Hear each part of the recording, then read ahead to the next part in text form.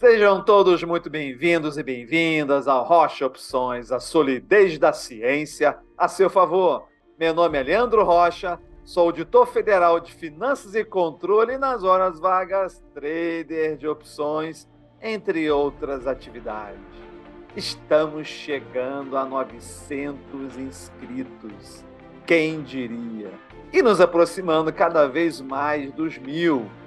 Os membros estão cada vez mais engajados. Antes de mostrar como se constrói um portfólio, devemos acabar de erguer a fundação que fundamentará a metodologia que apresentarei. E por isso enfrentei nesse vídeo a polêmica sobre a aplicabilidade das pesquisas e backtests do mercado americano no mercado brasileiro. Não tenho a intenção de esgotar o assunto, mas vou entrar o suficiente para fazer a ponte para desenvolvermos um método que seja confiável de operação, especialmente na construção de um portfólio resiliente e lucrativo com ativos brasileiros. E eu não só irei trazer estudos para demonstrar isso, como demonstrarei isso matematicamente. Esse vídeo é mais um exemplo da qualidade de informação revolucionária do canal Rocha Opções, capaz de mudar paradigmas. Tenho certeza que você sairá desse vídeo diferente. Vamos nessa jornada.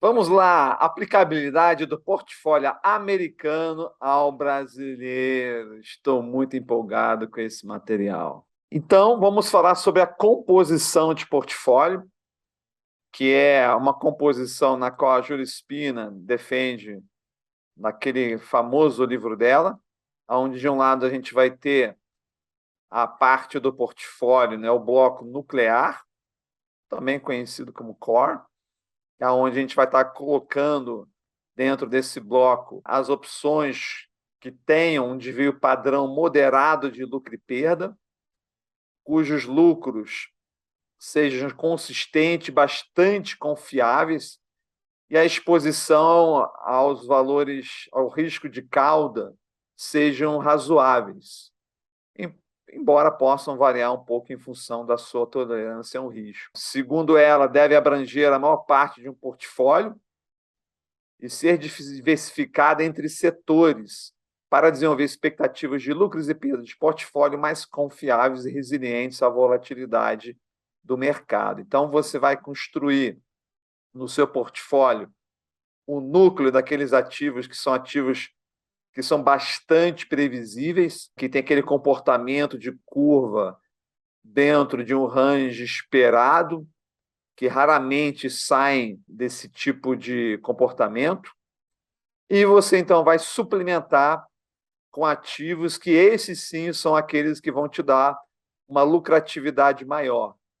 Então, são posições que são tipicamente de maior risco e retorno, destinados a capitalizar oportunidades dinâmicas do mercado. São aqueles ativos que estão com uma volatilidade extremamente grande naquele momento. É então que você vai fazer as grandes apostas aí, mas apostas vendidas para obter um retorno maior. Então, elas vão ter significativamente uma maior variabilidade de PL, resultando em mais potencial de lucro por negociação e mais potencial também, consequentemente, de perda e risco de cauda, com expectativas de PL menos confiáveis. Então, aqui na tela a gente tem um exemplo do que seria um portfólio dividido dessa forma, onde a gente vai ter, então, uma parte dele, que seria a parte conservadora, que é o core, e a suplementar, que seria a parte agressiva do seu portfólio. Então, você, dependendo do peso que você tem entre o core e o suplemento, você vai ter um portfólio mais arriscado ou menos arriscado.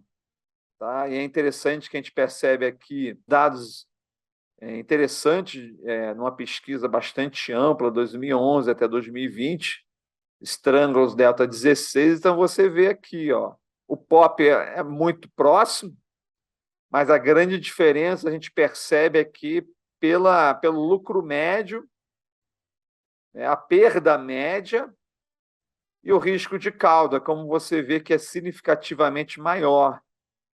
Olha só como o lucro ele é estupidamente maior aqui, ó. Tá vendo aqui o SPY? Então, a gente tem aqui quase 10 vezes maior o lucro, mas também quase 10 vezes maior também a perda. Sem falar o risco de cauda, que também é maior. Então, a gente repara que existe um trade-off. Então, é muito difícil você levar calor aqui nessa parte superior. Mas também você ganha muito menos. E aqui você vai ganhar muito mais, mas também muito mais suscetível a levar calor. Só que essa recomendação aqui, para quem lê o livro lá da Júlia, pode deixar muita gente frustrada, porque o cara vai pensar, nossa, mas eu não tenho. A única ETF que a gente tem aqui é o BOVA. Então, você até poderia pensar em ter grande parte do seu dinheiro somente no BOVA e fazer, então, um suplemento aqui em ações. É uma alternativa, mas eu quero ampliar as suas possibilidades para além do que isso, em função do que eu vou estar demonstrando hoje nessa apresentação. Fica até o fim, que vai ser bem interessante. A nossa única ETF, então, é o BOVA11. Então, para quem está lá lendo o livro da Júlia Spina, pode ter ficado um pouco na dúvida, como é que eu vou aplicar, então, uma estrutura típica de portfólio americano para dentro do nosso mercado brasileiro, que essa que é a base que eu vou estar lançando aqui hoje. Então, eu vou estar trazendo aqui um conceito chamado risco intrínseco de portfólio, coincidentemente chamado RIP, que é aquela inscrição que tem na lápide, né? Que é a razão, a fração entre o capital alocado nessas posições mais arriscadas sobre o capital alocado no total. Então, quanto maior o RIP, maior a chance de você ir para a cova. Brincadeiras à parte, se você então tiver um RIP menor que 25%, é o que a gente vai estar te recomendando, que é a posição mais conservadora e o que a Júlia Spina recomenda no livro dela, né? Que é você ter, no máximo, 25% do seu capital alocado em posições mais arriscadas. Eu, pessoalmente, eu uso mais esse segundo range aqui, que eu boto mais ou menos 50% em posições de maior risco e 50% em posições de menos risco. E se você for um cara extremamente agressivo, você vai só atrás daquelas oportunidades. Então, você é um cara agressivo, para não dizer um kamikaze. Então, aqui a gente já tem uma métrica, que é o RIP, que vai estar definindo a direção do seu portfólio, no sentido dele ser um portfólio mais avesso a risco ou mais favorável ao risco. Tá? E essa divisão vai ter impacto muito grande no retorno esperado, na variabilidade do seu PL e da exposição ao risco de cauda. E aqui começa a diversão, né? Eu vou trazer uma pesquisa que eu considero ela fundamental, impressionante, incrível. Então, primeiramente, ela divide entre dois grupos, então, de ativos, né, que são as ações individuais, e aqui você tem no eixo vertical o IV Rank, e aqui embaixo a volatilidade implícita delas. E aqui do outro lado também a mesma coisa. Aí você repara, e ele observa isso, que as ações individuais elas têm 25% a mais, em média, aqui, fazendo essa média, do que os ETFs. Então, é uma forma da gente poder visualizar isso aqui. Então, o grande marcador, o grande diferencial entre esses dois tipos de ativos aqui está sendo demonstrado, que é a volatilidade implícita.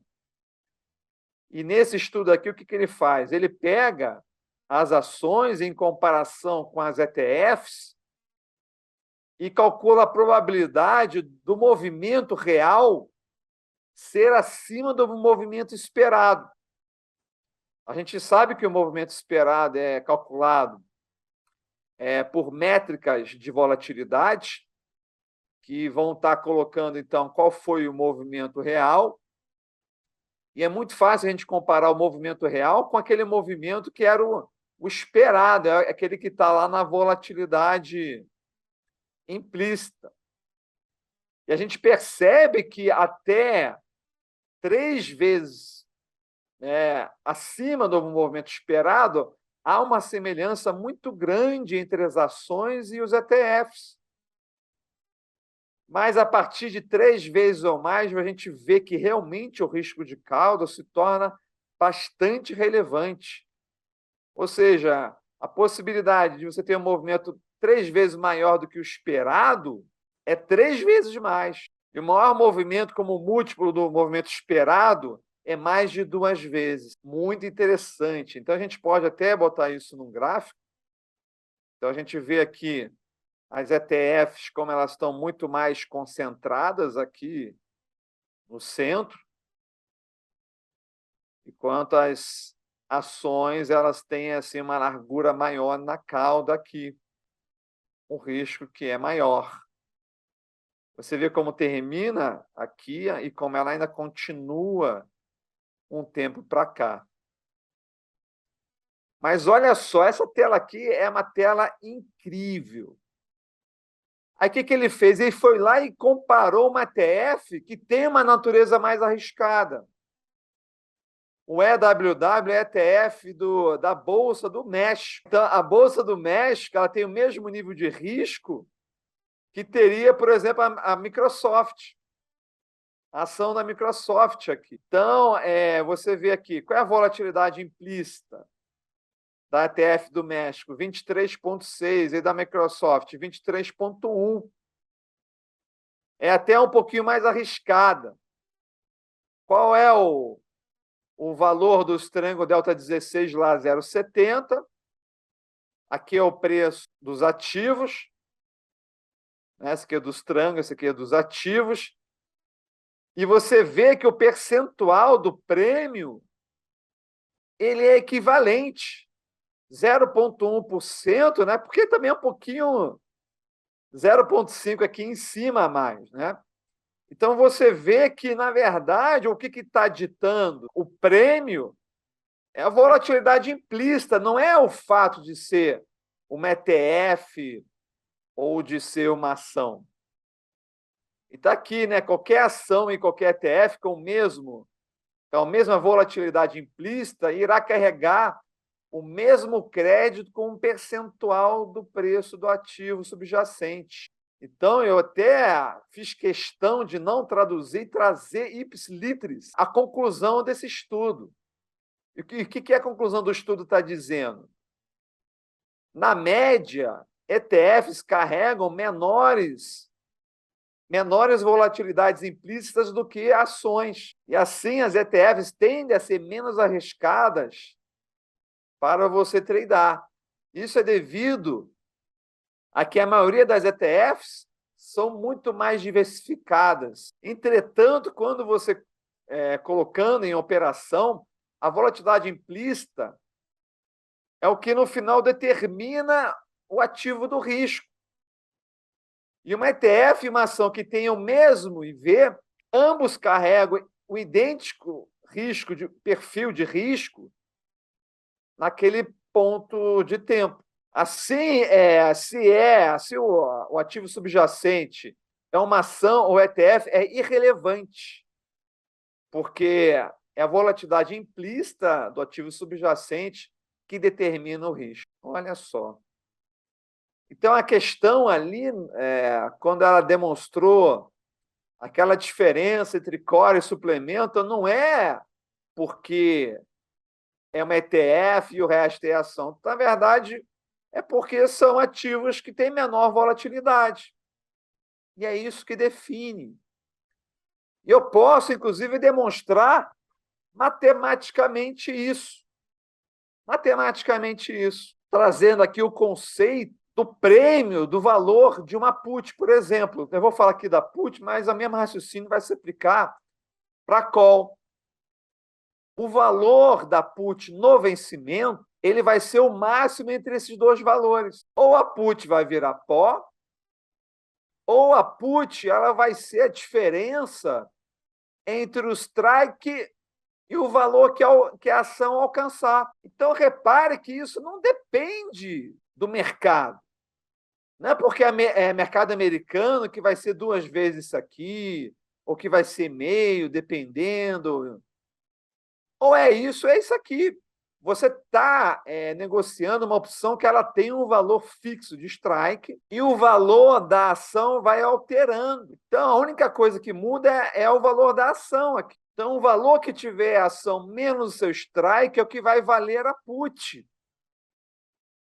Isso pode ser no mercado americano, no mercado brasileiro, no mercado europeu, no mercado japonês, no mercado marciano, em qualquer lugar, vai ser isso aqui. Ah, Leandro, mas isso é no vencimento e antes do vencimento. Para você calcular antes do vencimento, você tem vários métodos. Vamos aqui trazer o método do Black-Scholes, aonde o valor de uma put, em qualquer momento, é a probabilidade da sua opção ficar dentro do dinheiro, vezes o strike, mas esse strike aqui não é esse strike que está aqui, é o strike a valor presente, né? Porque o strike que você está negociando é um strike para dali a 1 mês, 15 dias, 2 meses, 1 ano, 2 anos. Então, esse strike aqui é o strike descontado. O strike é valor presente. Não há complicação nisso. Menos o delta vezes o preço do ativo naquele momento. Essa é a fórmula do Black-Scholes. Tá? E a gente pode desenvolver isso aqui da seguinte forma. Se a gente disser que probabilidade de TM é aproximadamente igual ao delta, a gente pode reescrever essa fórmula desse jeito aqui. Então, o preço da sua put é aproximadamente a probabilidade dela entrar no dinheiro vezes a diferença entre o strike a valor presente menos o preço da ação. Então, você consegue até de uma forma muito clara aqui entender, talvez pela primeira vez na sua vida, como é que é o preço de uma put. É sempre a diferença entre o strike descontado menos o preço atual da ação. E essa diferença, vezes a probabilidade dessa diferença de fato ocorrer, porque se você tivesse lá já perto do vencimento e tivesse dentro do dinheiro, essa probabilidade seria 1, o que faria a gente cair para cá. Se você estiver lá perto do vencimento lá e fora do dinheiro, isso aqui vai ser 0 e vai ser o 0 aqui em cima. Ah, Leandro, mas isso aqui é descontado. Como é que é isso? É isso aqui, ó. É basicamente uma continha que você faz que faz tornar o valor da put menor, né? Porque aqui é uma taxa que está aqui de forma negativa, então quanto maior a taxa, menor é o valor do strike descontado, e é por isso que a put fica mais barata.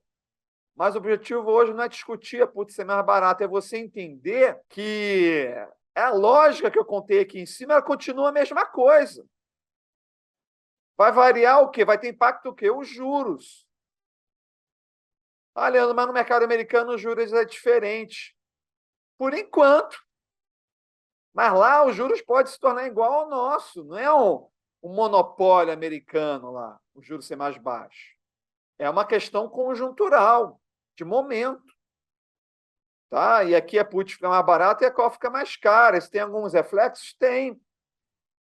Mas não foge a natureza da forma na qual está sendo calculado o prêmio.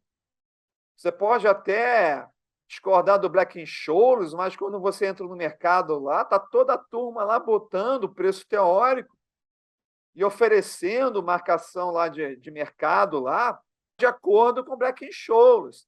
Você entra lá no mercado americano, lá na corretora Testworks, lá está sendo preço teórico marcado pelo Black-Scholes. É a mesma fórmula, é o mesmo cálculo nos dois mercados. Sabe? O que vai variar em cada mercado ali é a probabilidade do ativo ficar ou não ficar em cada ITM. E o que faz um ativo ficar ITM ou não ficar ITM? É o tempo que falta para chegar até um vencimento, é a volatilidade do ativo.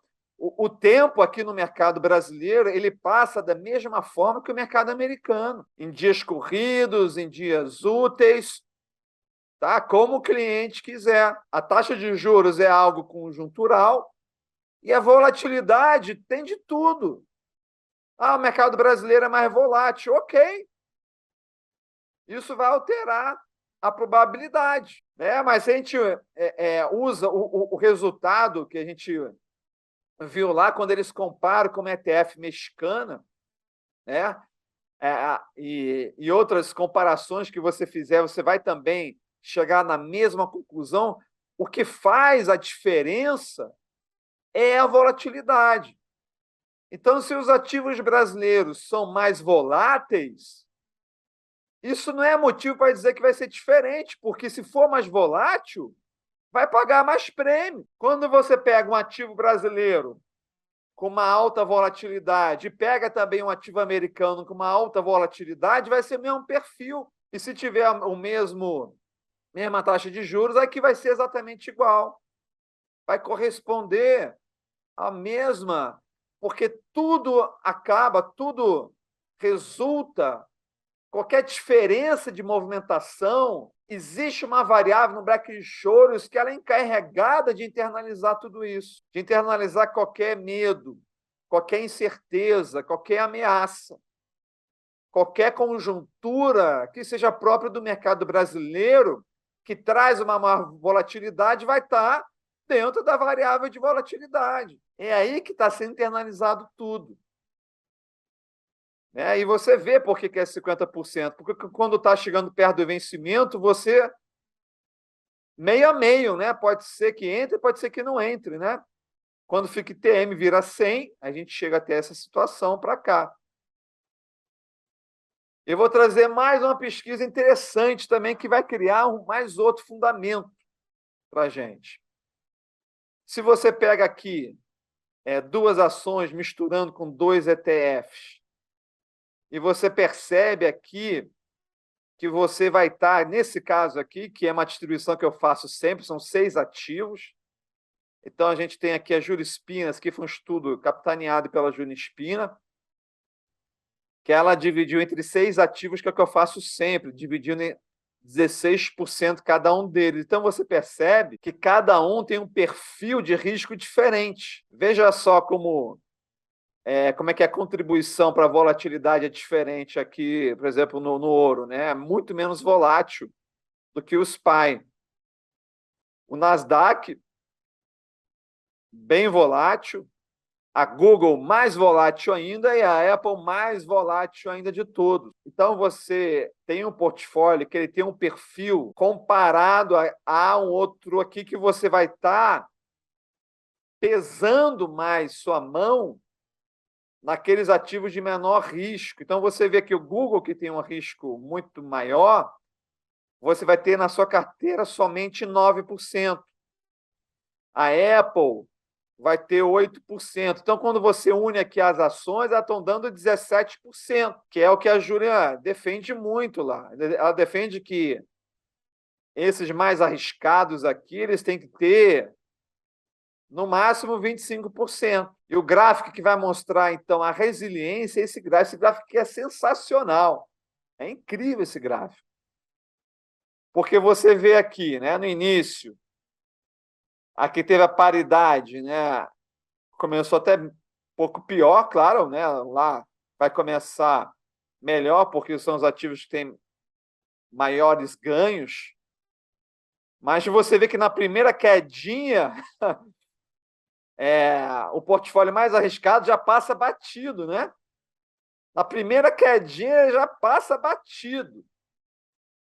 Aí a coisa, ele tenta se aproximar um pouquinho, aí vem uma grande queda, e aqui aí você vê como essa diferença ganha nessa grande queda aqui, ela tende a se perpetuar. Você vê que mesmo o portfólio que é mais arriscado, né, tendo maiores ganhos, tem uma dificuldade de superar toda a perda que se deixou de ter nesse momento aqui. Talvez, se não tivesse mais nenhuma perda a longuíssimo prazo, 15, 20 anos, né, mais adiante, talvez chegasse o momento que ele até voltasse. Mas qualquer quedazinha que ele tivesse aqui, com certeza já teria já um grande aumento de distância aqui nesse portfólio mais equilibrado, vamos dizer assim. Incrível, né? Então está na hora de mudar os paradigmas e colhermos as lições do que nós vimos aqui hoje. As ETFs, por serem naturalmente diversificadas e por não serem afetadas pelos riscos individuais das ações, tenderão a ter um menor IV, ou seja, volatilidade implícita em média, bem como seus IVs oscilarão menos. Entretanto, o menor risco é compensado com menor lucratividade, o que nos leva à conclusão que a variável mais importante não é se uma ETF ou uma ação, mas qual IV o ativo tem, e que é isso que vai determinar sua posição como nuclear ou suplementar. Dessa forma, qualquer anomalia e peculiaridade de determinado mercado se traduz em alteração de volatilidade, em que o mercado tende a precificar quaisquer ameaças, oportunidades, forças e fraquezas específicas do ativo, definindo sua relação de risco e retorno pela volatilidade implícita. A divisão do portfólio em blocos de risco, alocados em função da sua volatilidade, garante, então, maior resiliência a eventos de cauda, capaz de evitar perdas que resultam em rentabilidade global maior, como nós vimos.